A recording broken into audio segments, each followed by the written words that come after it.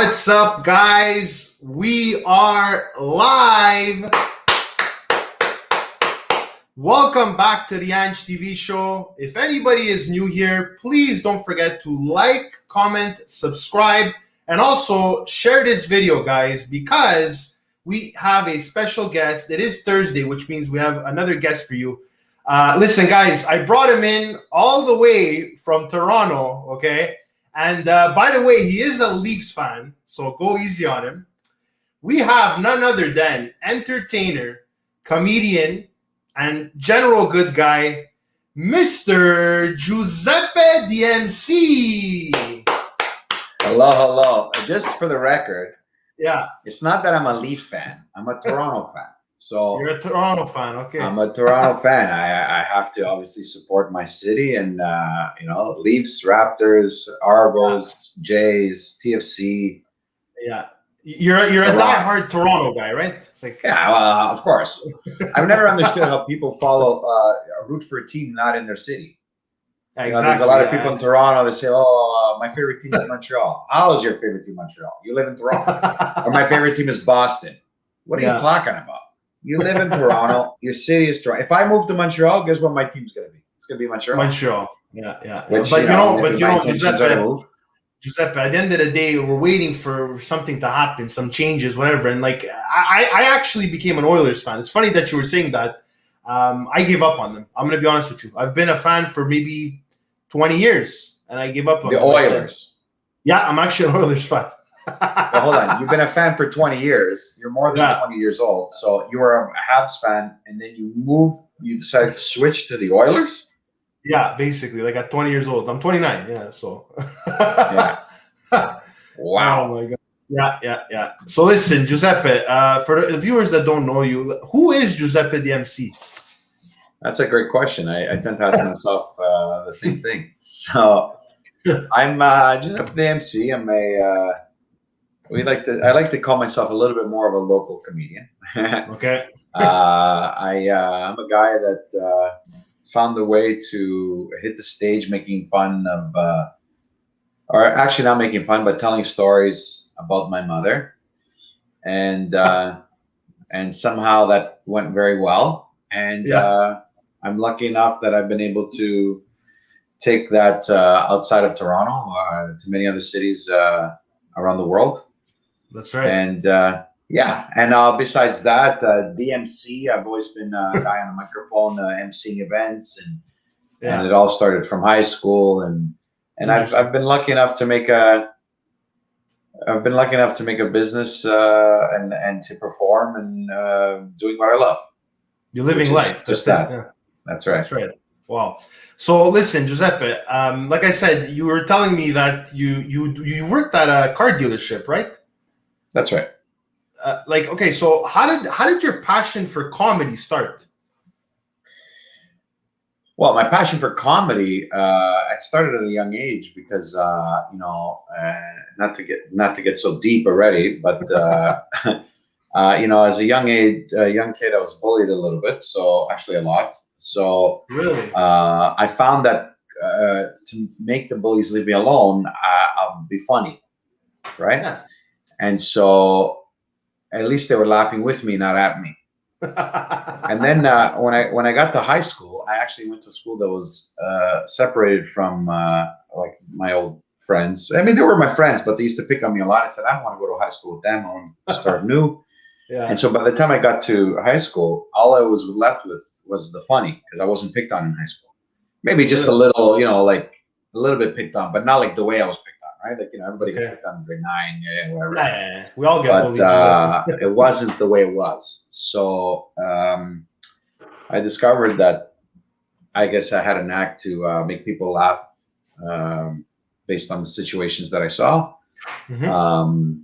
And then my passion from comedy came from, I always loved watching comedians performing on TV, right? If I was able to catch a clip of Just for Laughs or some other, there was one called Comedy Club 54, which is cool. In Toronto, just out of Toronto, there's a zone called Burlington, and they used to have this comedy club, and they used to have this comedy show going every week.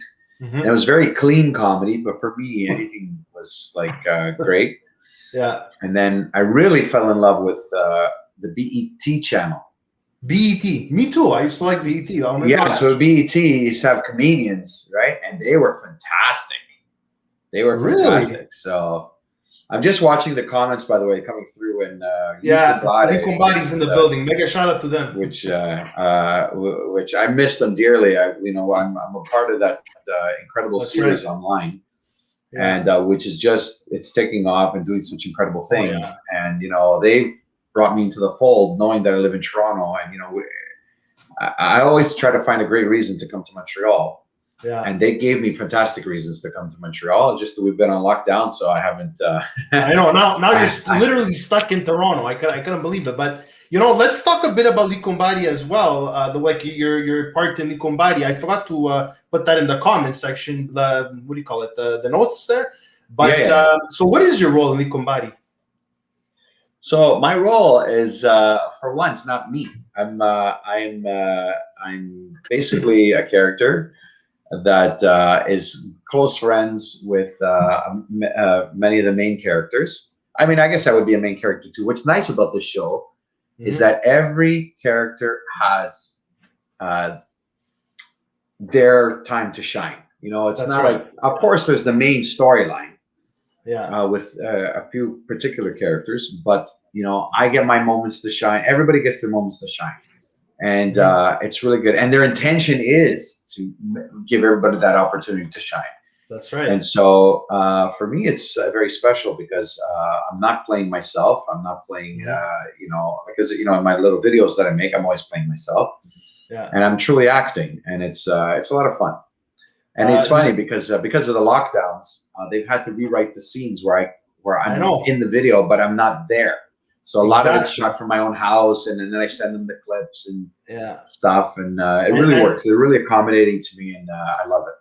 Kudos to the Licombadi production team as well. Lisa's here as well. Kudos to her. The way you guys are able to, how do you say it, include everybody, even though they could be maybe sick or they could be away. It's incredible how they're able to get everybody together and still make it happen despite life.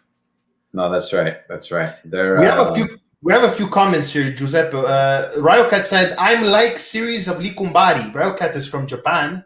He's a big fan, and he's also waiting for the next episode. Oh, fantastic! That's really cool. We have Jess Sorrell from Australia. She says, "Yay, Giuseppe." I love Jess very well. I met Jess in Perth, Perth, Australia. She's actually my friend. She lives in Perth, Australia, and we met there. She came to one of my shows, and she's great.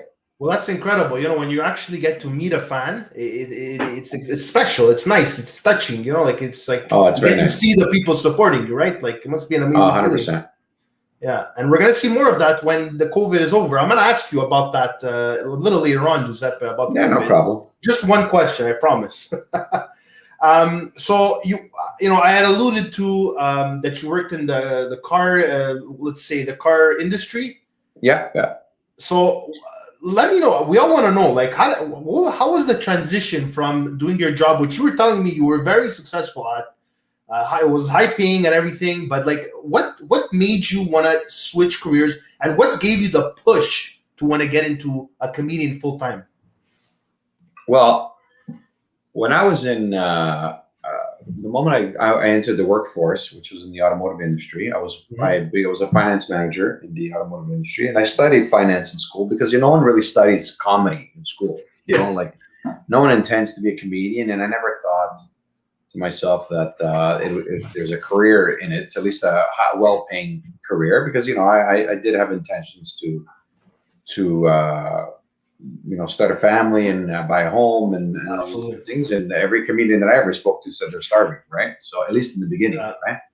And being the background that I have, I don't think it's easy to tell your Italian parents that you want to become a comedian. Right? Yeah, exactly. So, I went the safe route and I studied finance in school, and then I ended up getting a job in the car world. Okay. And like you said, because we did have a pre-discussion prior to going live, is that I did have a great living, making money in the auto industry, and I had no reason to leave. Other than that, I was miserable. So when you say miserable, Giuseppe, what do you mean by that? Because a lot of people say they're like miserable with their job. Was it because it was stressful? Did you have to meet certain goals? Like, companies sometimes they have they have objectives, right? That's right. So I wasn't miserable about my job. I actually enjoyed my job. Okay. I got paid very well for what I did, and it was a bit of a boys' club. You hang out with a lot of guys. At the time, it was more guys that are sales guys. You just chatting, you go for lunch. And my job wasn't. Listen, it was hard. It was stressful, but every job's hard and stressful. So I don't want to hear anybody say, "Oh, my job was easy." But the reason why I was miserable is because I had a small taste throughout the years while I was in university, and then throughout my working career of emceeing events. Okay. I really love to MC events. So, and I did it without pay, and in the beginning, right, as anybody would. And for me, every time I hit a stage or I had a microphone in my hands, I was super happy. And then the next day you go to work and you're like, "What is this? I want to do this. I don't want to do this, right? I want to do that." And so when I say I was miserable because my head was in the clouds because I wanted to do something else. Yeah. And I was hoping, I did try many times to leave the business and try to do something else. And I realized it wasn't that I didn't like the car business. I just didn't like anything other than performing. Okay. And so it kind of like took over, kind of like, you know what I mean? Like, when something gets really big and it's like, you just like can't stop now, That's right. Right. So there was a point where I had emceed my sister-in-law's wedding. She asked me to MC her wedding. Wow. And I had really prepared myself. Like I made it like the Giuseppe show with a couple getting married. Cool. And so I had a big 20-minute opening monologue at a wedding, like before the bride and groom came in. And then I had a comedy in between all the meals. I had all these skits prepared. And basically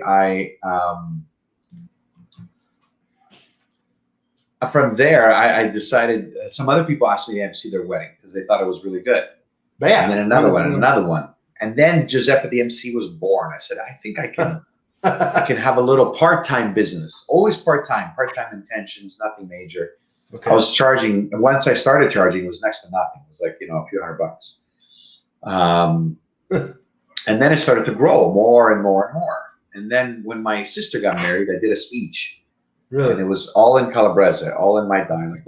And it was 25 minutes long. And it was literally about how my mother loves my brother-in-law more than she loves me. That's amazing. And and so I don't want to say I stole the show, but I stole the show at the wedding. And at that point, I realized I want to do comedy.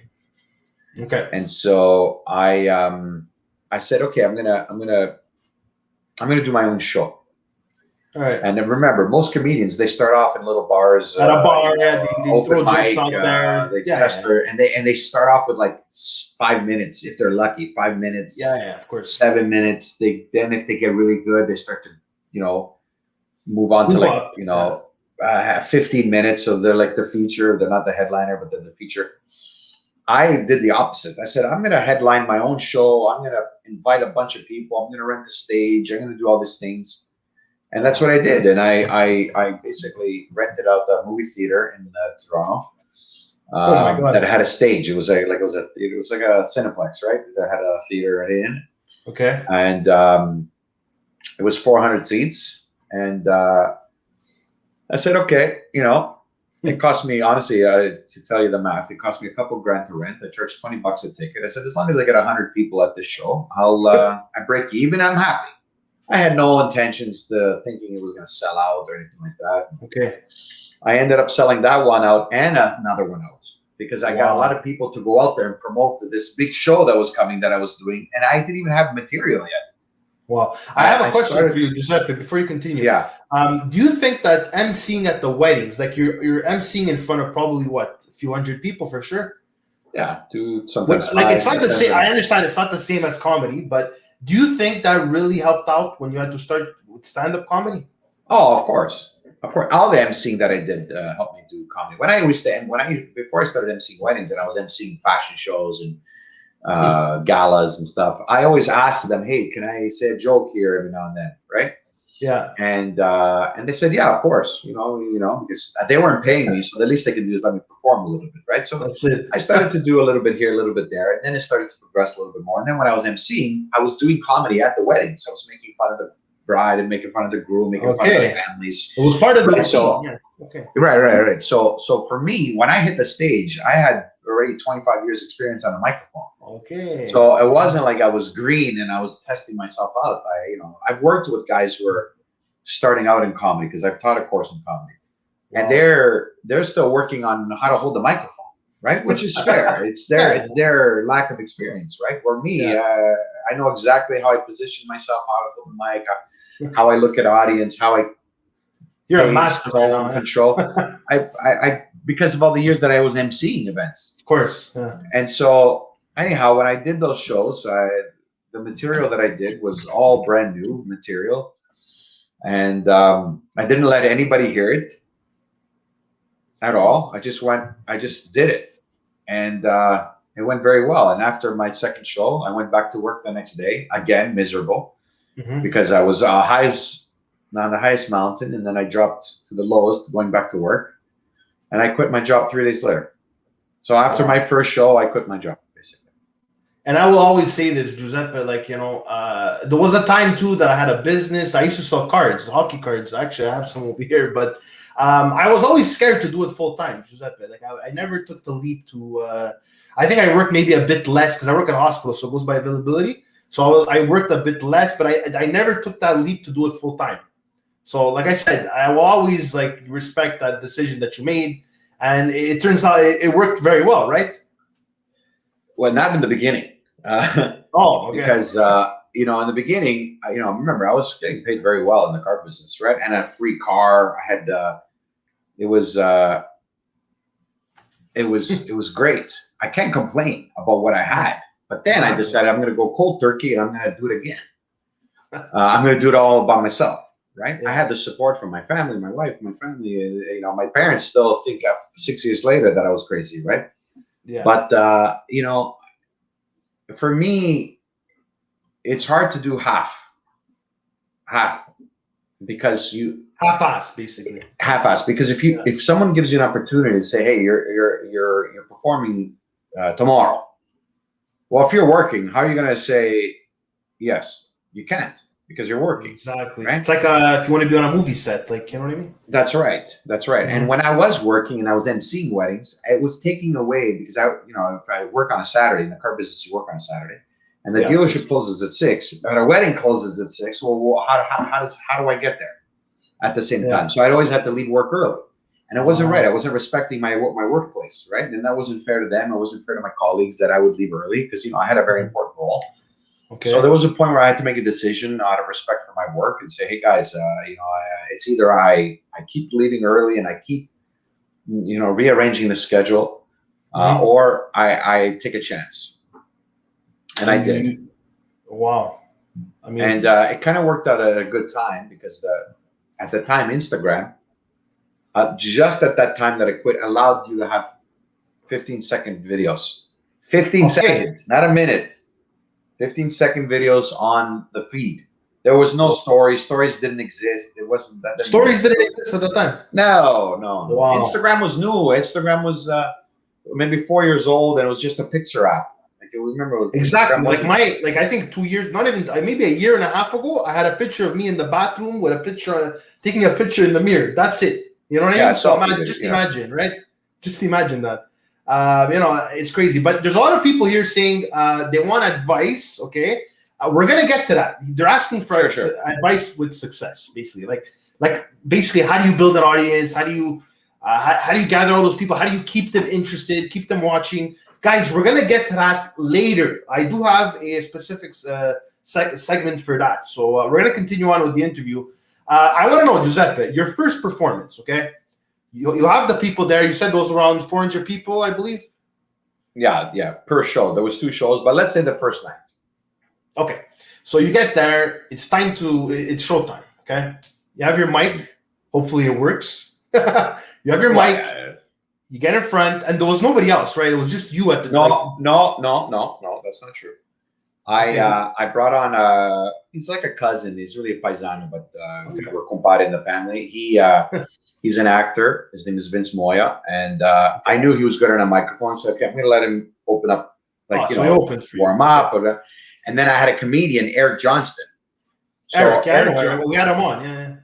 Yeah, exactly. So Eric, 2 weeks prior, so my show was May 14th. 2 weeks prior, he brought Sebastian Maniscalco to Burlington. Wow.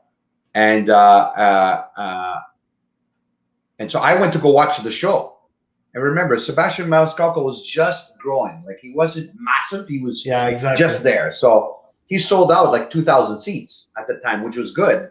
But now he sells ACC, Bell Center, like it's easy, right? Yeah. But at the time, and so when I went to watch the show, I saw Eric and I saw Sebastian, and I'm like, this guy's fantastic. And I messaged Eric. I said, Eric, look, I'm doing these shows in Toronto. I'm hoping maybe you could bring me to Burlington.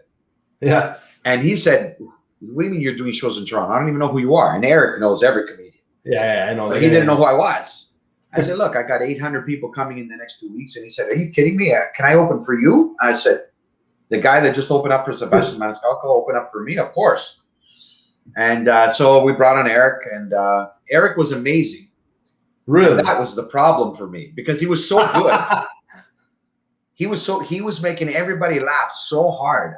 When I was watching back from the sidelines, I'm like, what did I do? This guy's too good. How can I go on stage after this guy? Right? Exactly. Because the headliner is supposed to be the best guy.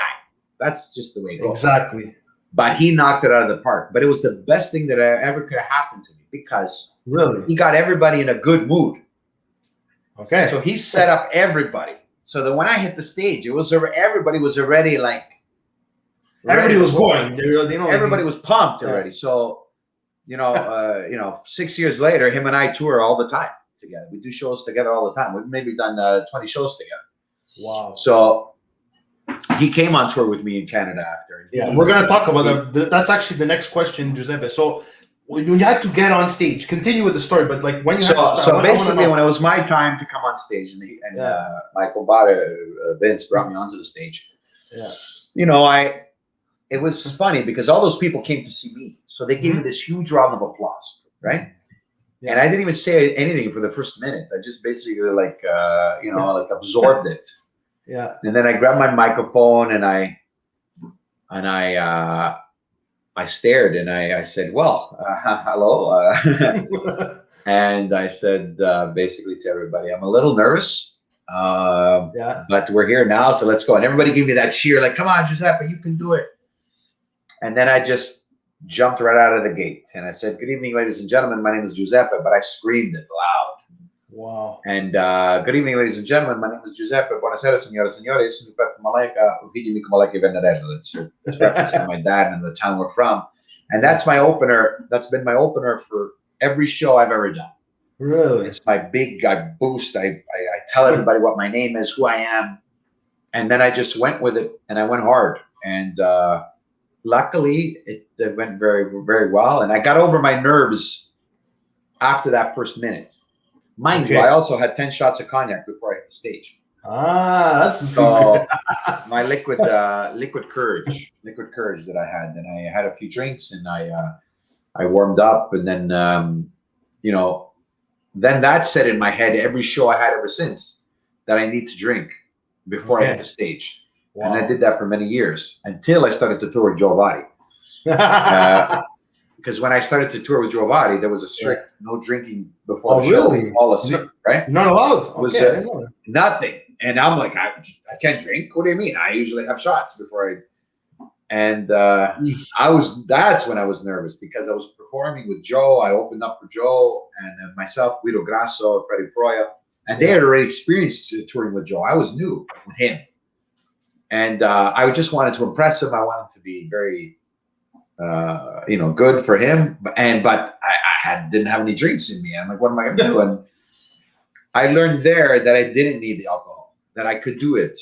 And now if I have a shot or not, it makes no difference. Within yourself. If you can do it, you can do it. Wow. If you have to drink to do it, then it's not you. It's the booze. So I learned that it was me. Right. And it's not good for the health either, right? No. Taking a shot every time you go on. So you were talking about tours, Giuseppe, and you've been on a lot of tours, right? In Canada, in the US, if I'm not mistaken. Yeah, I've done a couple shows in the US, but not a full tour. Not a full tour, but you've done Australia, shows. I toured all of Australia. You've done a tour in Australia, so you've been to Perth. What are the other cities in Australia? So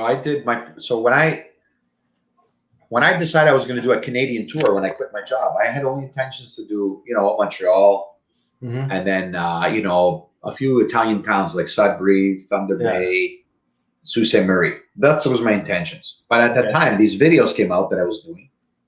I was getting messages from people from Australia saying, "Oh, you got to come here. You got to come perform here." So I don't know what gave me the kahunas to say okay. And I actually, what I did was I went on Joe Avati's website and I saw where he did shows. So I called these venues and said, "Hi, I'd like to rent your place, in a year from now." And they laughed at me. They're like, "What do you mean? Who are you?" Nobody knew who I was. Yeah. Especially in another country. Yeah. And I said, "Look, are you going to take my money or not?" They're like, "Yeah, we'll take your money. No problem." And I went on the one Canadian and Australian tour. Did you know Joe Avati when that happened before you called or no? I knew who Joe Avati was. But he didn't know you. I was a fan of Joe Avati, but we didn't know each other. Ah, okay. No. We started to talk a little bit on Instagram. Yeah, But to talk and to be friends, it's two different. It's a different story. And to go on tour with him is a different story. Yeah. But he caught on to my page because I did Calabrese stuff, and obviously he's the king of Italian comedy. Yeah. And I will never take that away from him. He is the best, and there's a reason. He opened the doors for people like myself, and he's still, when he hits a stage, my God, he's like listen, my parents, when they don't listen to much comedy, but when they did watch comedy, it was Joe Avati they used to watch. No, of course. Imagine. So just to show you the extent of this guy, how no. He's another world. Yeah. So you said you went to Australia. How did that go? How did the crowd? Oh, it was amazing. It was absolutely amazing. So I found a local person there. Her name is Nikki D'Agostino. She's an accordion player. Okay. Absolutely incredible. Now we're like very, very, very close friends. But at the time I saw her online, I said, "Wow, beautiful girl. She can play the accordion." I could tell she had a personality. So when I reached out to her, we ended up finding out that we're paisani. Oh, really? by fluke. Like basically her grandfather baptized my dad. So think about how odd that is that we just connected that way. But I said, "Look, if you can come up with a little comedy routine with the music, I think that would be beautiful." And, it was 4 cities. It was Perth, Sydney, Melbourne, and Adelaide. Okay. And they were recommended by her. She said, "These are the cities that are Italian." Okay, let's do it. And so I rented these locations and all these places, and I had to get a visa, and I did all this work. And I don't know how, but they all sold out. All the shows sold out before I got into the country. Wow. All of them were 500 people each. It was crazy. So Instagram, you think, helped you a lot with the marketing? Instagram and Facebook. Facebook was more of at the time. Yeah, now Facebook fell asleep. Now it's like fossils. Nothing. But at the time, Facebook and Instagram really helped me get there because, I was making the videos too, and I was online. I was going live when Facebook went. Now you can go live on Instagram, but at the time, it was you can go live on Facebook, and that sold my tour because I would go live, and people from all over the world were watching because Facebook Live was something new. Wait, your show was streamed on Facebook? No. I would go live just to talk. Just to talk. Yeah. And say, "Hey guys, I'm here again." And when I was selling my shows in Montreal, I would go to Montreal. I would go visit to promote, and I would go with my phone and go live at a local restaurant and say, "Hey guys, I'm here at Milano's. I'm here at Chicharo's. I'm here at Cafe Victoria. I'm here at all these places that Club Mercedes, all these places that would put up my posters." Yeah. And then people would come to visit me, and then this is how the show sold. And then in Australia, I got some sponsors. So then I would say, "Hey guys, I'm going to be live here at this bar, this restaurant, this place," and it worked. So you created a community. People were really liked you.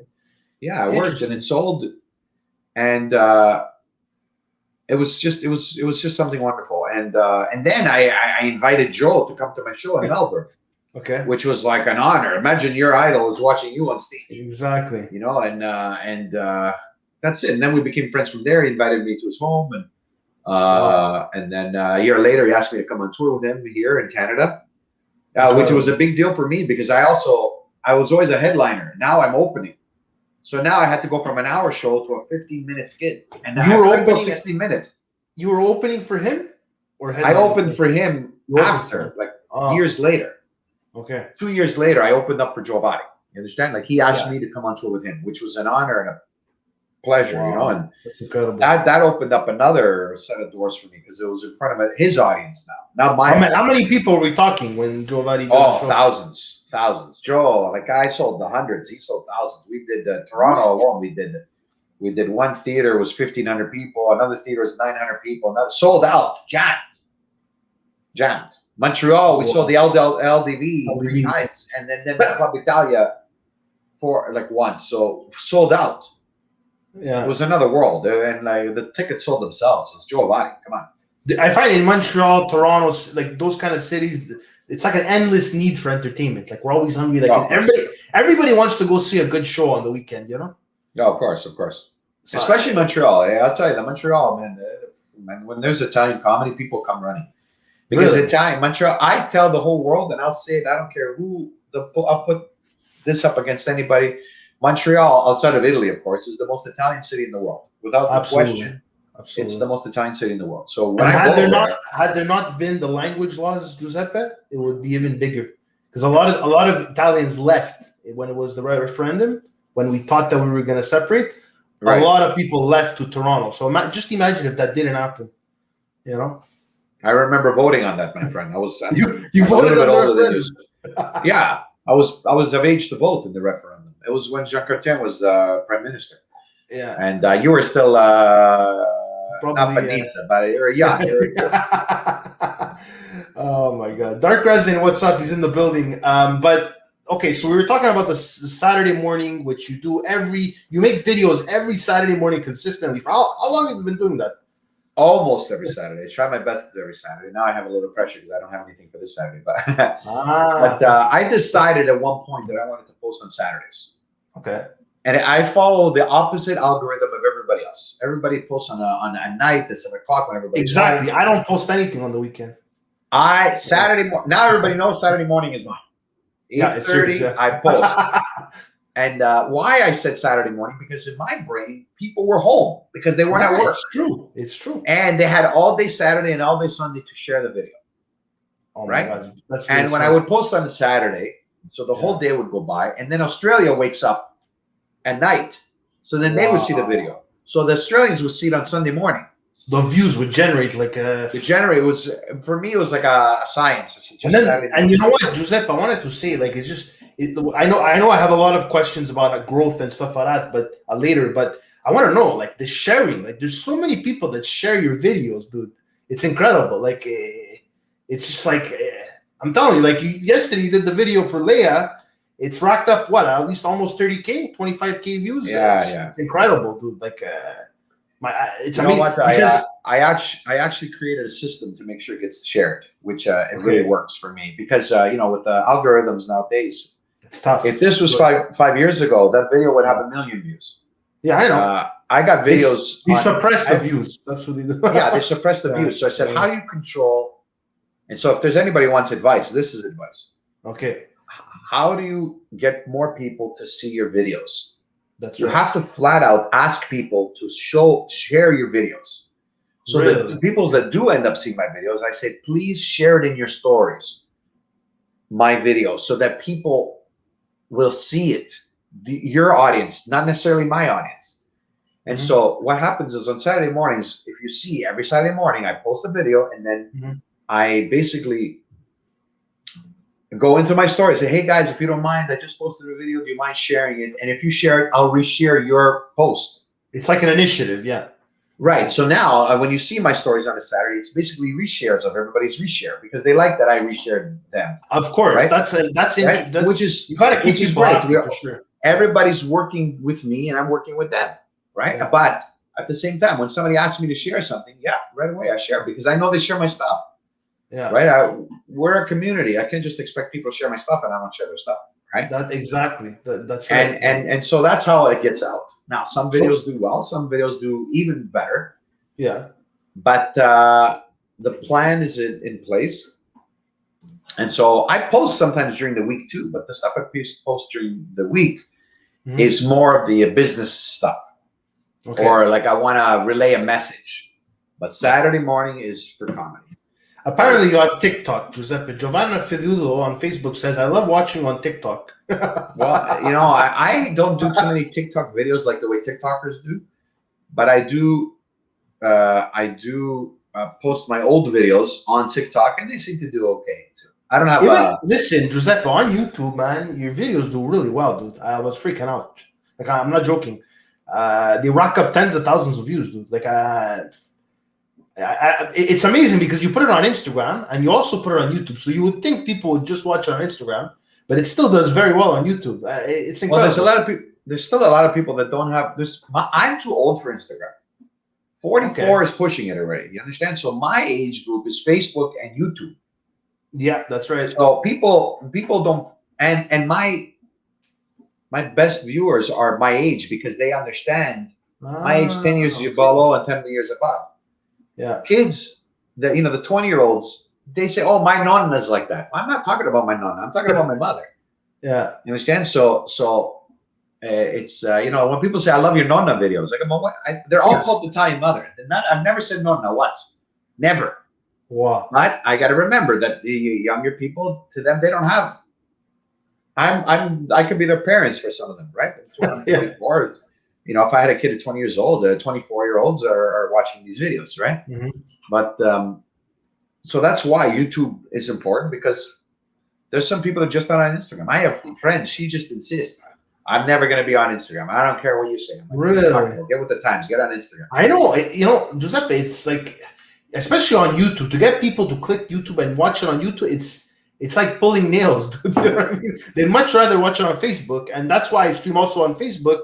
And I was saying 45 and older, that market, it's like they'll stay on Facebook and that's it. It's Facebook for them. You know what I mean? They don't want any complication. They don't want to enter passwords. They don't want to make an account. It's easy, but I don't know.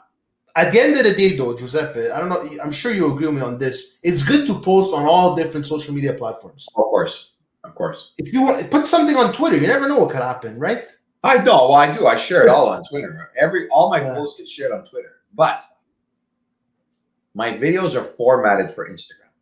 Yeah. And then what I do is I used to take the meme, how I put like words around it. And I used to post that right on YouTube. But then on YouTube, I have the black bars on the side. And I didn't like that. So now I do is I take the video and I just post it on YouTube without the meme. I've been doing that for about a year and a half now. And I see better results. It looks nice. It looks cleaner.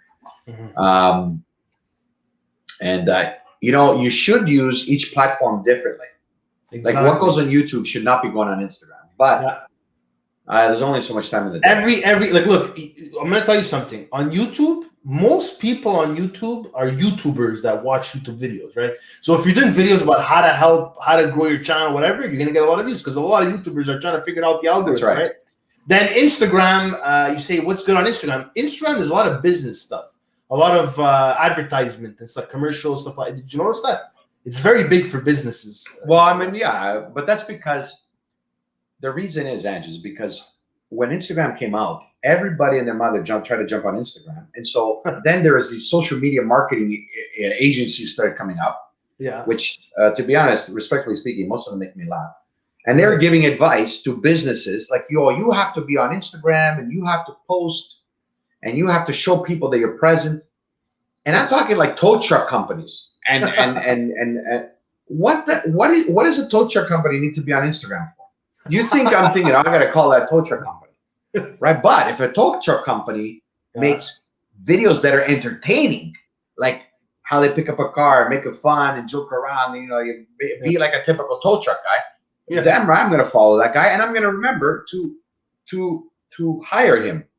But if you're just posting without showing any entertainment, you're wasting your time. Yeah, and the best is the people that give the advice. They have no followers themselves. Yeah. So how are you giving advice on social media when you have quattro musche that follow you too?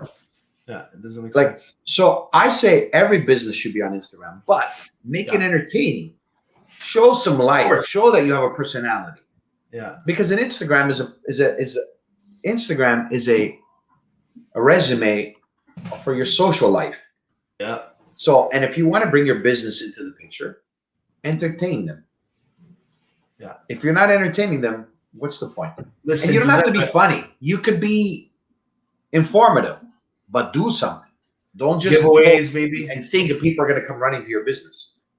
Yeah. I find like, there's got to be some kind of incentive. You know what I mean? When you're on Instagram, you want to do like giveaways, you want to give back, right?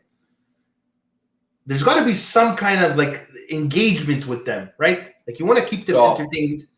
So here's the thing. So I used to enter these contests, right? Oh, like I'm going to enter a contest to try to get more followers. Yeah. You know what I learned over time? That you have a contest. You're going to give away, like all of you put your money together, you're going to give away $100 on Instagram or whatever it was. Yeah. And you got to follow, you got to follow, you got to follow, you got to follow, you got to follow. Oh, great. Fantastic. So I gained like 200 followers. Wow, I just gained 200 followers. Guess what happens when the contest is done? They unfollow. They all go away. Yeah. Because these people had no intentions of following you. They were in it for the prize. Yes, I do contests, I do giveaways, but I do it in a different manner. I do it like, hey, this is what I'm doing. Do you want it or not? But here, I'm still going to give you videos. Because there was one point when I was making videos and I started touring, and then I thought it was king shit. And I stopped making videos because I thought I made it. Really? Guess what happened? I started to lose followers. And then I was like, oh. And then all of a sudden I'm a social media influencer, and people come to me and say, oh, I'm going to give you money and you're going to post my stuff. Yeah, give me money, give me money. Guess what happens? My followers got upset. They said, I don't follow you because you're going to post this guy's restaurant. I follow you because you make me laugh. So now what I've done is I come up with a formula that says I'm going to make people laugh, make people laugh, make people laugh. And then I post something about business. So now now they understand that I got to eat. Exactly. But at least they're on my page. Yeah. But look, I got 40,000 followers. But you know how many followers I lost over the years? Maybe 100,000. Because people, sometimes they're interested, sometimes they're not. They're like, okay, I don't want to watch this guy's Italian, I'm bored of him, blah, blah, blah. If I had all the followers that never left, it would be a different story. Jealousy is another thing. For sure, people don't follow just because they're jealous. They don't want to have like more followers. Whatever. It's all stupidity. Well, all I can say is this. Yeah. Contests are great, but they're very short term. You want to have an audience on social media. Yeah. You got to put out good content, either funny, informative, funny or informative. And some people they grow followers because they spread hate. A lot of people spread hate, or and people love there's some people drama. Love that stuff. Yeah, drama. They turned to Instagram so they can watch. They like to be a rebel too now. Like ever since the pandemic, it's all about let me be a rebel. That's right. That's right. Let me show the dirty side of everything. The dark side. For me, my job is I entertain people. Mm-hmm. I try the best that I can. Am I for everybody? Absolutely not. Sometimes I look at my own videos. I'm like, man, that's boring. And that's me. And I made the video. Imagine somebody else, right? I critique myself a lot. Mm-hmm. But I try to put out content. Now I have other things. I have a game show. I do a cooking show. I try to do different things. Okay. And I have an audience. Do I have a massive audience watching? No. But the ones that watch, they're there and they support me, and I appreciate them a lot. I know. Like I said, you do have with Cano Terra Cook, you have Pepsi, Pep Do, right? So he cooks. Pepe see, Pepe try to do. Pepe see, Pepe try to do. so he cooks, and you got to try to copy him, right? Yes. And how often is those lives on Instagram? Those are every other week on a Tuesday. And then the other week on a Tuesday, is my game show. I do a game show. Okay. That basically I have contestants come on and I do something silly and they have to figure out what I did. And if they get, their name goes in a hat, and then there's a prize for them. Exactly. And the prize is usually something to do with either, because I also do stuff with kitchenware and stuff like that. You do a lot of fundraising. That's what I wanted to talk about, Giuseppe. Tell us a bit of the fundraising campaigns you did. I know you did Angel Hair for Kids, I believe. Yeah, yeah. So I did Angel Hair for Kids, where my hair, which I know it's long again now, but I had my hair really long. I had my hair like Yeah. I don't know how to point it out, but it was basically, it was 18 inches above my head, and then it was time to cut it. Yeah. It was time, and so I said, okay, I'm going to give it away. I'm going to raise money, and I happened to raise $4,000, which was basically each wig for a child takes $2,000 to make. So I made did two wigs, enough for two wigs, and I've always raised money for Sick Children's Hospital. I was able to raise money for the bushfires in Australia, because Australia to me is another home for me. Like I say, Montreal's my second home, but Australia's another home. I've been there 4 times, and Yeah. when they had the bushfires and millions of animals were dying, I said, okay, let me work together with World Wildlife Fund. And I don't know. I guess when I post stuff online, people see that my intentions are good, and they raise money, right? Right now I'm doing something for a young lady, a 3-year-old little girl that is actually the daughter of a friend of mine who's not doing too well. Her name is Leah. And she has this very, very rare disease, and she has to find someone with the exact match of DNA. And on top of that, they need money to make this work. Absolutely. And so I felt compelled to help, and I did. And luckily right now it's going very well, and they have a lot of people that are going to get tested to see if they qualify to help her. Yeah. And we've been able to raise a lot of money, and it's my way to give back. I can't just expect people to come to my stuff and watch comedy. I want to be able to be a part of the community and to show people that, hey, I'm not just this guy trying to gain followers. I really do want to help people, and I just feel that if I'm able to help people, that I have more of a purpose in life. I don't even care if I get anything back. I don't want anything back. It's not. You don't give to expect to give. Exactly. You give to give, and you give. And I know that what I have, other people don't have. Is I have a platform, and so my platform is not just for comedy. It's to share and to relay message, and I try to stay positive. I don't try to spread my opinions on things or political stuff. Like, for instance, what's going on in the world right now with the pandemic. It's not my words to say. It's it's something that's real, and I just try to give people some relief from. I try to give people relief from their stresses about what's going on in the world. Yes, I've made some videos about, let's say, COVID. But they were very more like how my parents are taking COVID, right? Yeah, exactly. And but never with an opinion. That's not to do with the science of it and all that stuff. Yeah. First off, what do I know? What do I know about the science? Exactly. If I knew it's about the science, I'm like these people that like to spread hate about COVID. In the meantime, they're sitting on their toilet getting their information. Yeah, exactly. So I just so much false stuff out there, but and there's some real stuff too. Like, don't get me wrong, and. But that's not for me. That's not for me to spread. But when this 3-year-old little girl that's basically on her last legs, that's for me. That's where I want. And you know what, Giuseppe? I had somebody in my family that did need a bone marrow transplant. 5 years old he was. He was 5 years old. He passed away, unfortunately. So it hits home. It hits home, Giuseppe. When I hear stories like that, and it's like at such a young age. Sabrina Arcaro, by the way, she's here. She. Do you know her? She's a fashion designer, by the way. She has her own employee. Yeah, I know Sabrina. She says it's so nice what you do. God bless you. So thank you, Sabrina, for that. And also, Pat Ignoto's in the building. What's up, Pat? How you doing? So we were talking about the pandemic and everything. And now, obviously, the pandemic affected your career. There's no doubt about that. So, I want to know, when this all happened, explain it to me. What were you thinking? How did it affect your upcoming shows? Traveling? There's a lot to it, I saw everything. Basically, it was like I was on a train going full speed, and I hit not even a brick wall, a steel building. Like, there's no way I can go through it. Yeah. Basically, it was. I remember the date. So March 7th last year, I did the last show with Joe and Mary's wedding.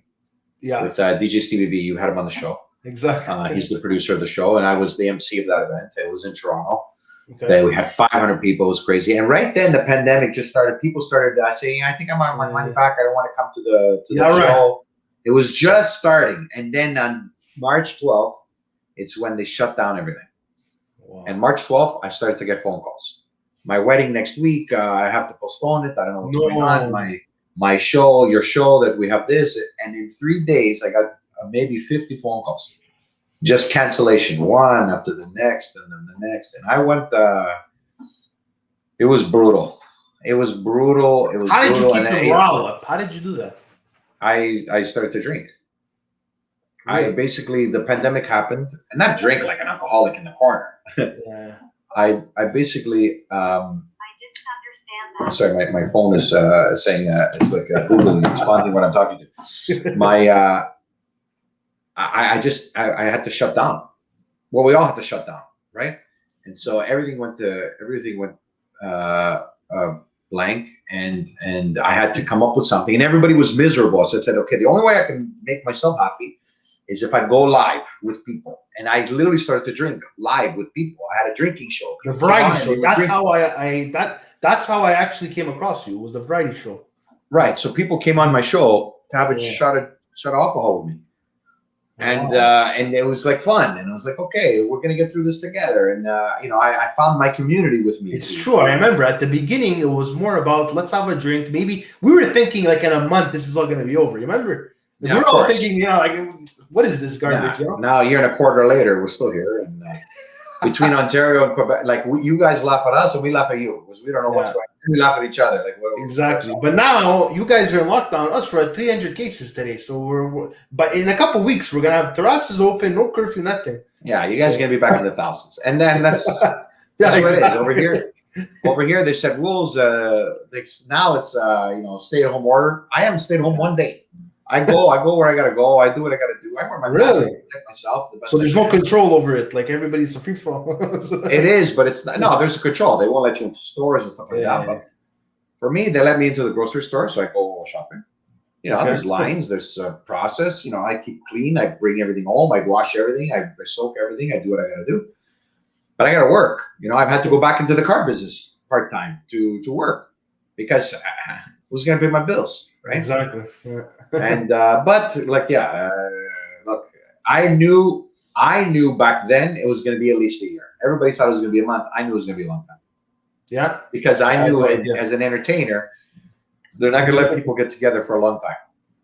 Yeah. So it's going to be. I don't think I'm going to perform until 2022. Really? And Okay. And I'm not interested in doing virtual shows. I'm not interested in doing half show, people sitting over here, people sitting over there. No, because they're just going to be tense and they're going to be angry. I'm not interested. Exactly. Yeah. So it's either I do all or none. Yeah. So I'm patient. I'll wait. We have a question, Giuseppe. Pat said, Giuseppe, have you ever just blanked on stage? Well, we were going to talk about that. Did you walk off or just improvise something? So let me put that up. Have you ever bombed, Giuseppe? Yes. Really? Only once. Okay. That's not and it happened in Montreal on that Giovanni tour. So that Giovanni tour, I came to Montreal. Montreal, I told you, is my favorite city in the world. Yeah. We had 4 shows booked at the LDV. So 4 shows booked at the LDV and 3 shows booked at the LDV and 1 show at the Club Italia. The 3rd show, the Sunday, I kicked ass on the Friday. I kicked ass on the Saturday. I was very higher than high. My hair was up to the sky. I was covered in sparkles. I'm a showman. On the Sunday was the day that I had all my friends there. Okay. Stevie was there, and Nick was there, and then my buddy Joey Heavenly Taste Biscotti was there.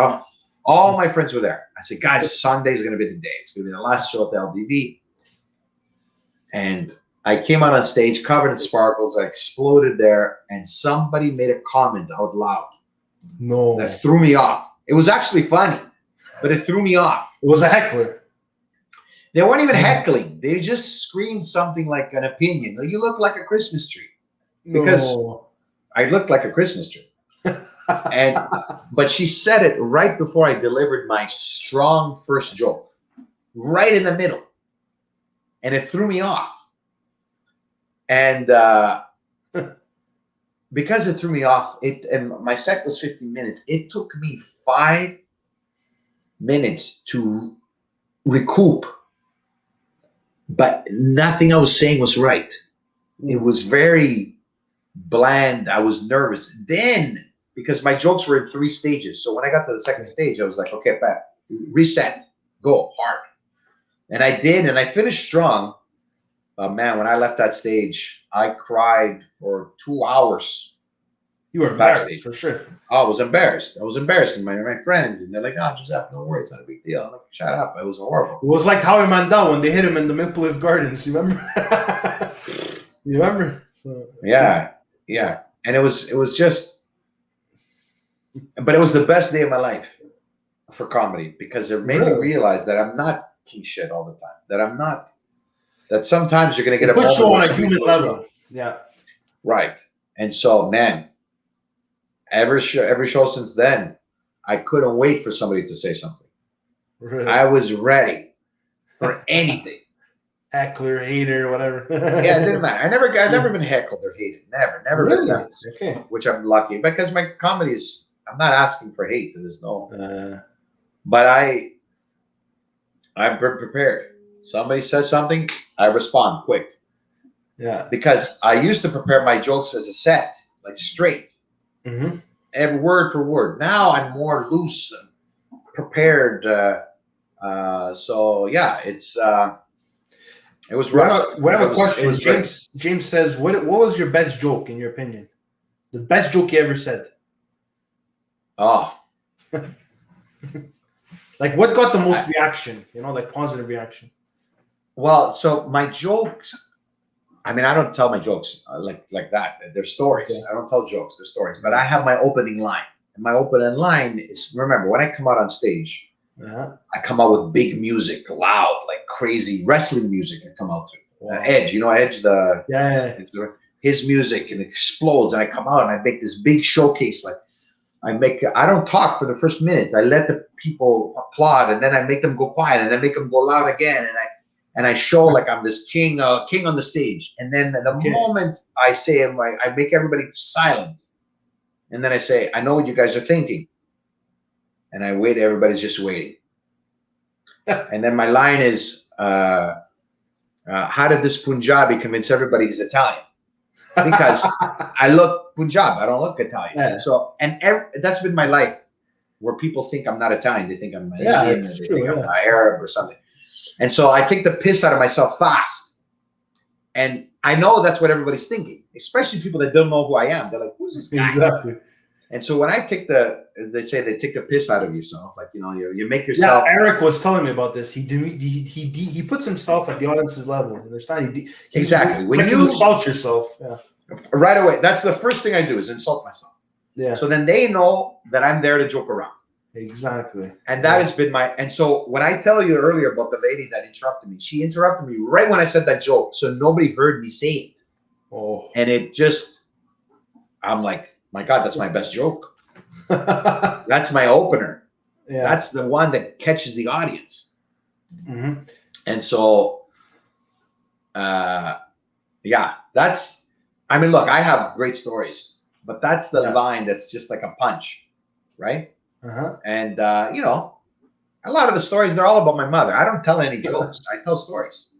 I just know how to tell them straight, right? You know, when I started on YouTube, actually, I was doing story times. It was all stories about what happened to me. I parked my car and I couldn't remember where I parked my car. I ordered a pizza and the guy said, hey, and then I told him all dressed. He came with mortadella on it, prosciutto, and I told him, take it back. I don't want that stuff. But you said all dressed. Then he said, I'm going to come back with another guy. You know, like it was in New Jersey. So, you know, I started with the story times. And you know what? That was some of my best content. I'm telling you. Like, it was just like people loved it. They were short, maybe 5-minute videos, but people would watch the whole thing, right? Like, it was just like, it was funny. Like, it was you. You're being yourself, right? Exactly. So how do we get over this stage fright that we were talking about earlier? Well, I mean, that takes experience. I mean, I still get nervous, right? Because I want to do a good job. I want everybody to be happy with what I do. Yeah. First off, you have to be prepared. If you go on stage not prepared, you're dead. You're gonna blank. You're gonna blank. You're gonna make mistakes, and you have to be ready for, like, again, somebody saying something, somebody throwing you off. You know, there's things that make me nervous when I'm on stage. Like, look, I can have 400 people there. If there's one seat empty, I'm thinking to myself, why? Where is that person? How come? Why is it not there? Why didn't it? When I see somebody get up to go to the bathroom, I'm like, why? They can't hold it? They don't think I'm funny enough to hold it? Right? So all these little things, they could affect you. They can go nuts. Sometimes there's silence because I control the silence because I'm setting people up. Yeah. And some people watch me and they say, wow, you talked for a minute without one laugh. I said, I know. I did it on purpose. I keep everybody level and then I explode. But then there's unintentional silence that just didn't get what you got. If you're nervous, how often does it happen that you don't get what you wanted? People don't laugh. It's just dead silent. Sometimes, look, there's one joke that I do that I think is hilarious that people just don't get. And I just keep doing it because I'm like, somebody's got to have a brain to understand this joke. Yeah. But nobody ever gets it. But it never finishes it's the ending to a big set of jokes. And I'm like, they just don't get it. Okay, fine. That leads me to my next question, Giuseppe. How is the American audience, because you've been in America, different from the Canadian audience? Like, is it a different thing? Like, they don't understand some things from Montreal to Toronto? Like, you know what I mean? Okay, first off, you can't do Montreal. You can't do a Montreal joke anywhere besides Montreal because no one will understand. Wow, you guys are aliens. You have another. You do stuff over there that just doesn't make sense, but it's hilarious in Montreal. Huh. I get it because I go to Montreal all the time. When I go to Montreal, my the way I talk changes. I go, I'm all worried. I start to talk like a Montrealer. Then I leave Montreal, I go back to Toronto talking, right? Yeah. You guys have another language. You can't use your language in New York. Okay. It doesn't work. It doesn't work in Toronto. You can't go saying to me, I'm all worried in Toronto. Exactly. What you're talking about. You know what, Giuseppe? Like, even on YouTube, like I said, sometimes we're talking about Montreal topics, and people are like, "I'm confused. I don't know what you're talking about." Like, we're talking about the Illertoid Bridge over here being closed. Like, what are you talking about? You know what I mean? Exactly. What I learned when I did my first show, I talked about Toronto. But when I left Toronto, like I made fun of Bradford, a little town outside of Toronto, where a lot of Italians moved because they were cheap. So I made fun of the Italians and moved to Bradford. I can't talk about Bradford and Montreal. What the hell do they know about Montreal? About Bradford. So you have to know your audience. So that's another thing about stage fright. You can't go into an audience not knowing who's there, what's going on. You got to do your homework. What kind of people are there? Give me a town. So when I go you have to know your target audience. Yeah, exactly. So when I talk about, let's say I talk about a store called No Frills in Toronto. Okay. When I go there, I talk about Bonanza. Because you can't talk about No Frills there. You guys don't have No Frills there. Maybe you do, but very little. But everybody knows Bonanza, right? Yeah. So all you have to know, right? Then when I go to Australia, okay, tell me the store that's like the cheap store. Like in Toronto, okay, Montreal, we have Dollarama, obviously. Toronto, Dollarama. But I can't talk about Dollarama in Australia. So I named I said, what's the dollar store here? And they tell me the name. And then I go with that. I go to New York. What's the dollar store? You modify the jokes based on where you are. You have to adjust because your audience, they're ignorant. They don't know Montreal. They don't know Toronto. And when they don't understand, they don't watch. That's the way it works, right? Exactly. And, and somebody, you asked me, what's the difference between us Americans and Canadians? Canadians, the English, like in England, because I performed there, and Australia, they're the same. Okay. They understand Italian dialect better than Americans, but it's not Americans' fault. They've been there for 100 years. What do you expect? How can you expect somebody my age to know as much as Italian as I do if their grandparents were born in the U.S.? So I used to mock them too, like, oh, Americans, they don't know nothing. They know, because they hold on to the traditions. They just don't speak it. So I can't go to the U.S. and perform Calabrese.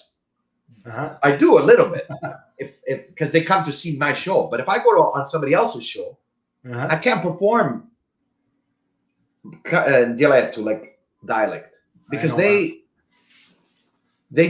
won't get it. Of course. Because they don't speak it. They understand the word here and there. Yeah. Sometimes you think like the content, if it's Italian, like the thing is, you see, like, let's say you want to go to different markets. You see, does it like how do I say this? Does it create a barrier for you? No, it actually opens up for me, because I'm forced to adapt. Okay. And if you want us to succeed, you have to adapt. Yeah. I went to watch Sebastian Maniscalco at the ACC, right? Okay. The first joke he made is, man, I smell a lot of cologne. There must be a lot of people here from Woodbridge. Everybody exploded.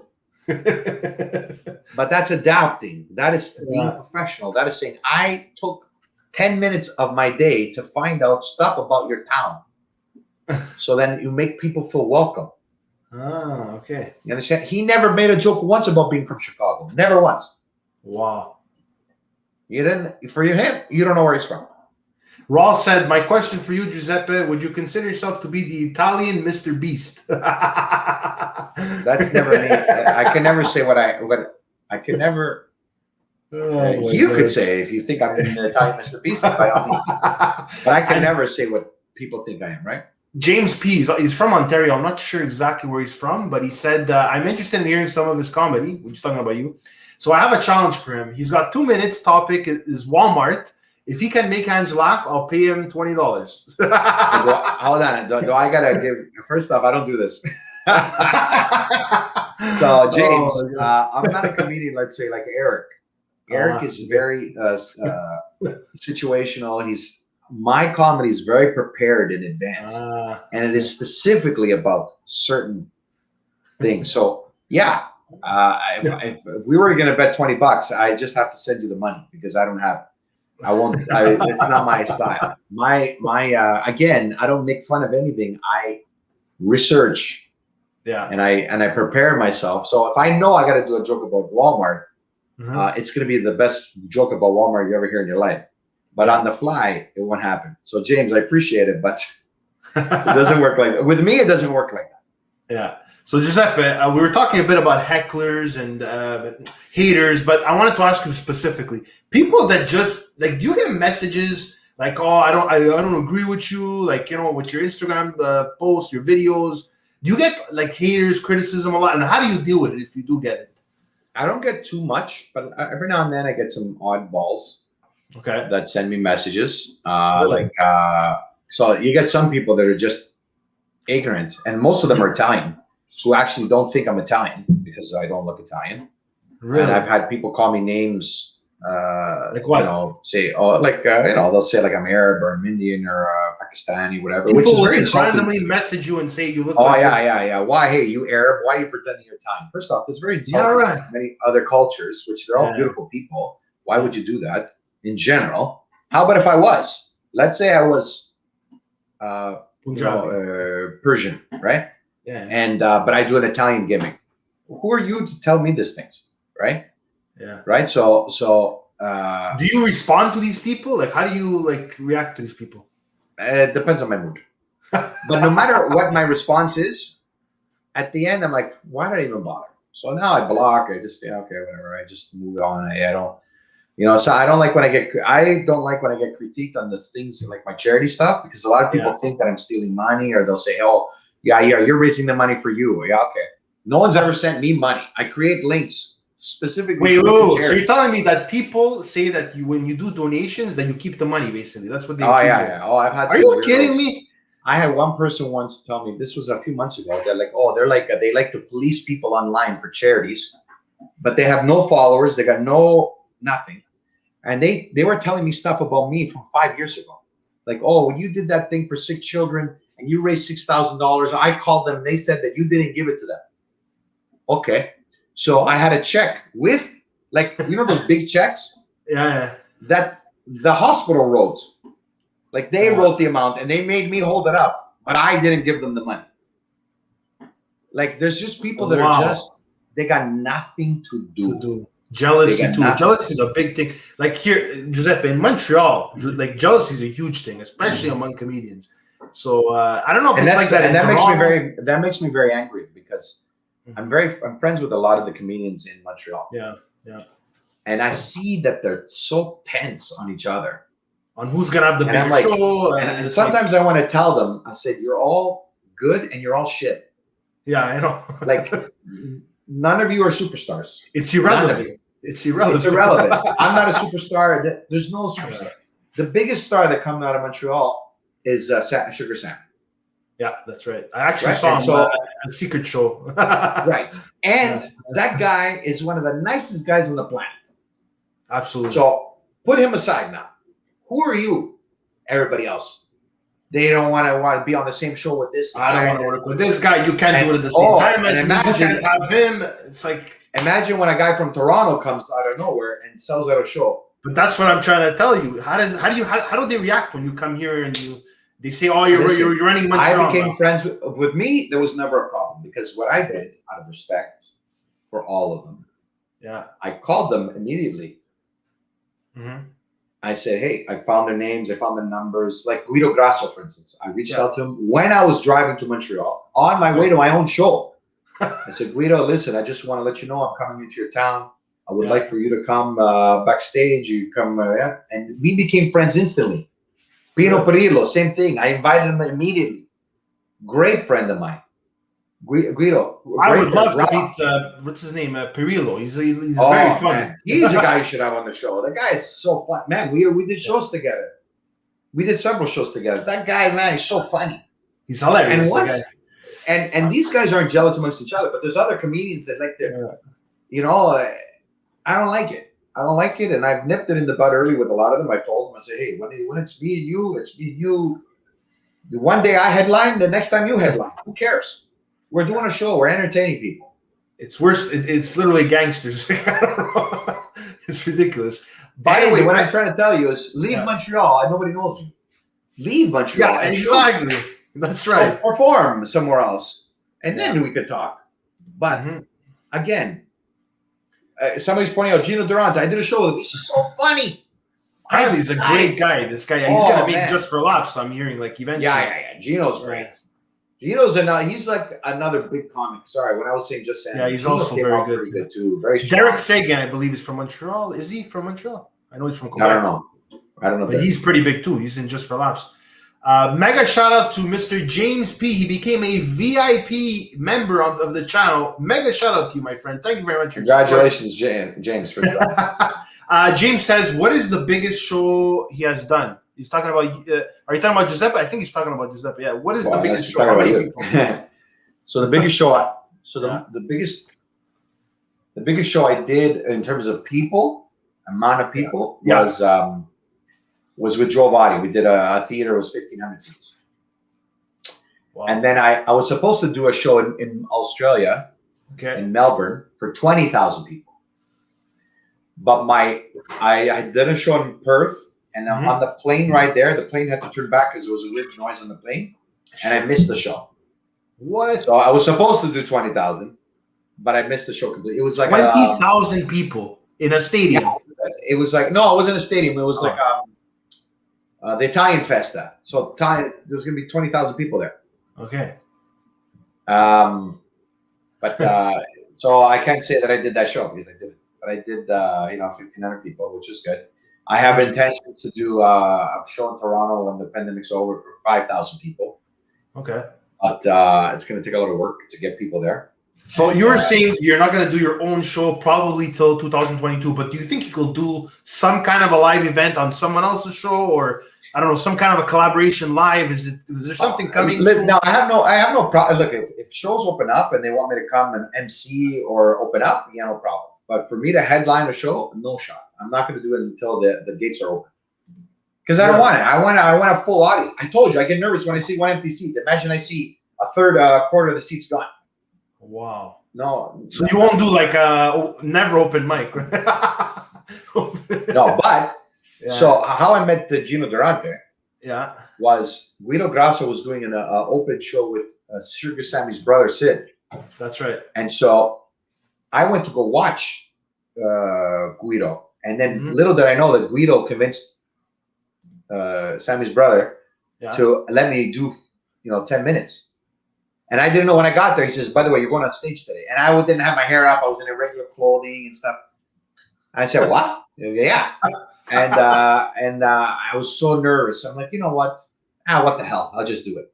Yeah. And the room wasn't Italian. It was mixed. It was French, Italian. There was Chinese people. There was black people. And I'm like, wow, this is not my audience. But I said, what do I got to lose? It's not like I'm going to lose them as fans. They don't know who I am. Exactly. And it was great.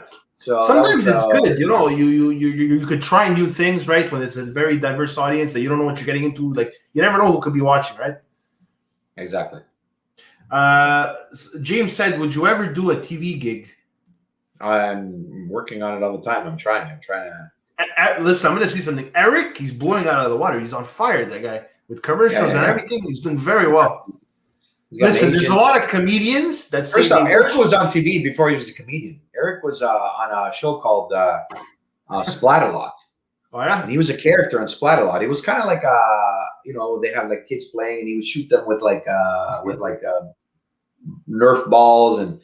I don't remember exactly how it works, but he was on a show that was. On he has the background, right? And I think his father was a wrestler, I believe. Yeah, man. So he's got the background there for sure. And also, Pat IG said it was at Peroni. What's he talking about? He said it was at Peroni, the show. I did a show at a place called Peroni. I believe that's what Pat was saying with Gino Durante, I guess. Oh, yeah. It was at a hotel. I just don't remember It was like the hotel rooms, like those like bars. Yeah. But I don't remember the name of the place. I just got he just gave me the directions, and I just typed it in the GPS and I went. I had no clue where I was. It was in Montreal. Remember, I don't know every spot in Montreal, right? Well, I have one last question for you, Giuseppe. What advice, because people were asking before, but what advice can you give to an aspiring comedian in 2021? So what I mean by that is the people that are now, because of the pandemic, they were born on Instagram, they were born on the social media platforms, making their own type of videos, but I'm sure they're going to try comedy at one point. But what do you give to these people that are just like, they're biting their nails, they want to get started in comedy? There's a lot of rooms that are starting in Montreal, by the way. I know quite a bit of restaurants that are going to open rooms. So whether it's going to work or not, I don't know. But I'm just saying there's a lot of boom for comedy. So what do you tell somebody that wants to be a comedian? I say just do it. Try. I'll never tell somebody not to do it. I will tell them they have to be prepared a lot because doing something on a video is not the same as doing something on live. On a stage, remember, there's audience. There's moments when people say something throws you off. You need to be very prepared. I'm the kind of guy that doesn't go up on stage with any notes. There's some comedians that have notes. Yeah, they have them in their pocket, but if I have them in my pocket, then I'm going to refer to them. So I make sure I memorize everything. And what's the worst that can happen? You do a bad job. Yeah. You know what? You know what I see, Giuseppe? Whenever you're doing something on social media, whatever it is, or even live, in 100 years, is anybody going to remember that you screwed up or whatever? No, exactly. You think anybody remembers that one show in Montreal? Maybe that few people that were there. Yeah. You know what? The ones that are salty, they're going to remember that maybe. But Pat said I might be old school, but I always enjoyed Don Rickles and stand-up comedy. Don Rickles, to me, is one of the greatest comedians ever to live.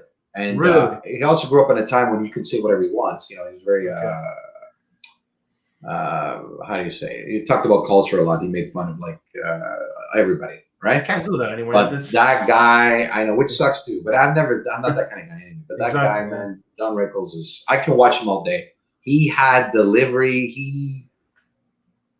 The guy was a genius. Don Rickles to me is he the bald guy that was on Dennis the Menace? He played the grandfather. No, I think so. He was on that movie, but yeah, he was bald, but he was bald in the 70s. I'm pretty sure he used to roll with like he used to make fun of Dean Martin and Frank Sinatra straight to their face. That's so funny, man. He was such a good guy.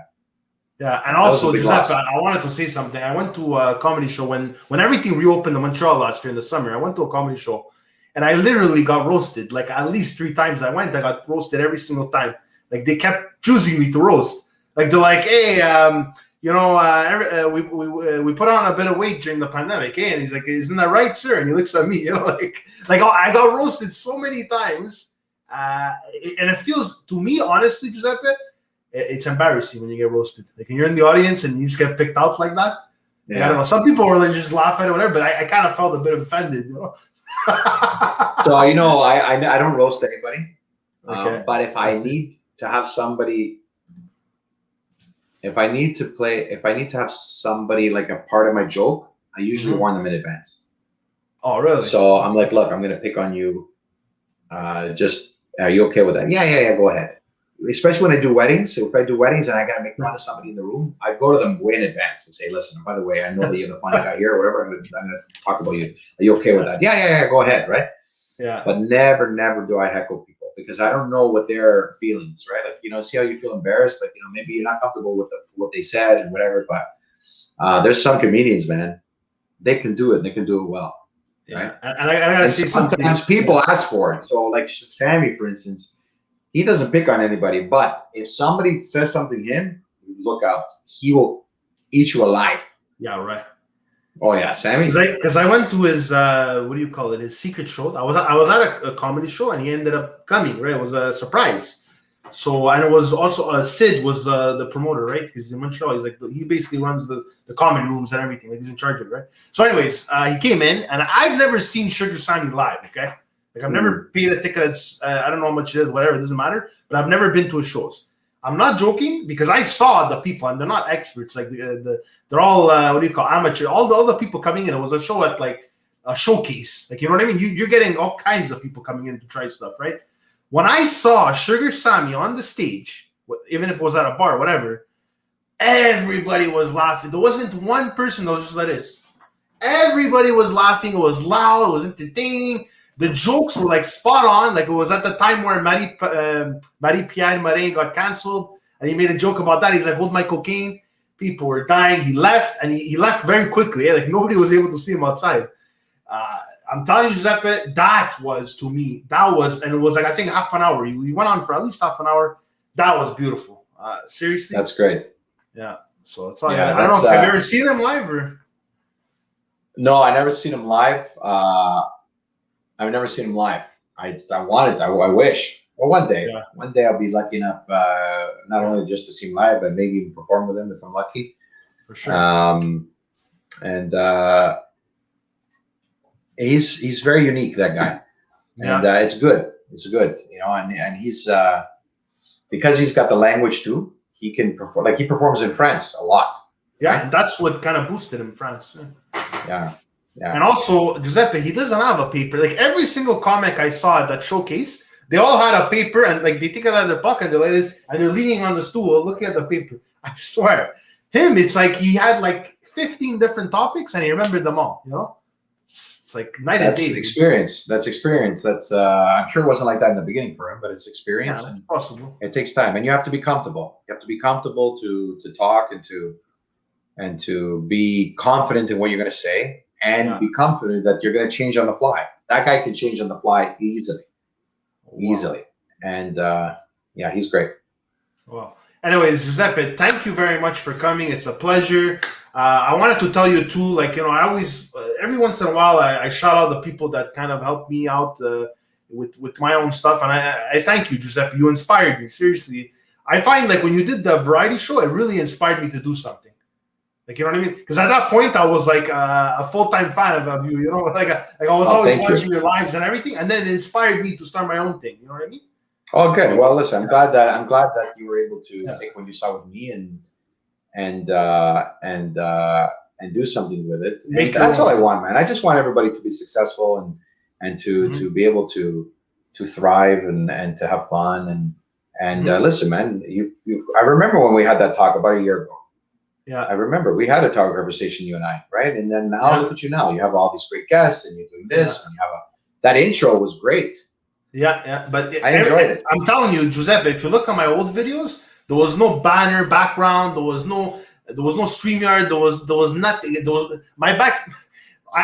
You know what? I changed the background because I got insulted multiple times. Like, I even got insulted by one of my guests, actually two of my guests, that said, "Well, oh, why don't you change your background? Like, it's all messy in the back, whatever." And finally, I'm like, you know what? That's really important. And you learn as you go. You learn by making embarrassing mistakes and everything. And I thank those people that criticize me. You know what I mean? So exactly.